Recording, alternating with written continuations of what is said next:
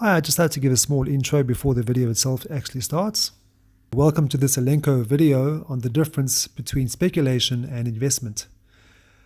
I would say amongst the general public, there is a large degree of confusion or misunderstanding between these two terms. We see headlines in the business press, for example, referring to things like investors today sold off dramatically, or investors today snapped up this share, or investors today dumped that share.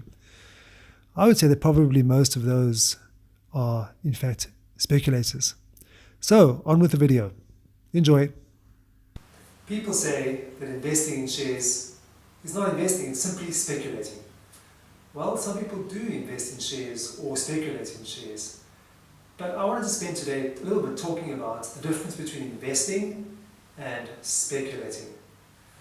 Now, speculating is when you buy something and then sell it immediately or perhaps in the short term in order to make money from the fact that you have sold it.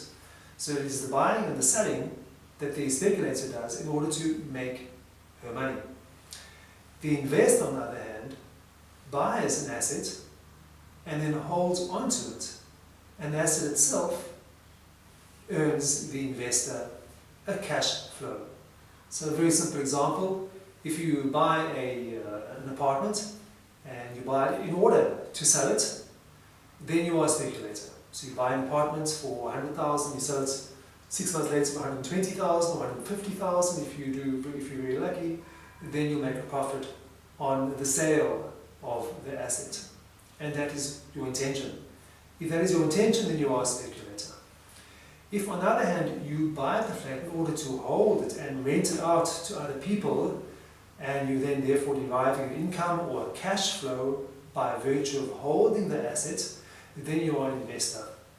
Now similarly, we can treat shares as a speculator, or we can treat shares as an investor.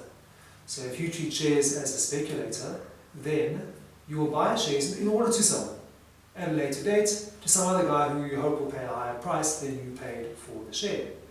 Nothing wrong with that. It's a different philosophy, a different mindset. If you buy shares as an investor, then you are buying shares to hold them to keep the cash flow, which means dividends or internal cash flow that the company is deriving and then using for further growth, which means more revenue and more profits later. Either way, you will hold on to that share because you're interested in the cash flow in the future coming to you. So that's the difference between an investor mindset and a speculator mindset. Thanks for watching and hope to see you again soon.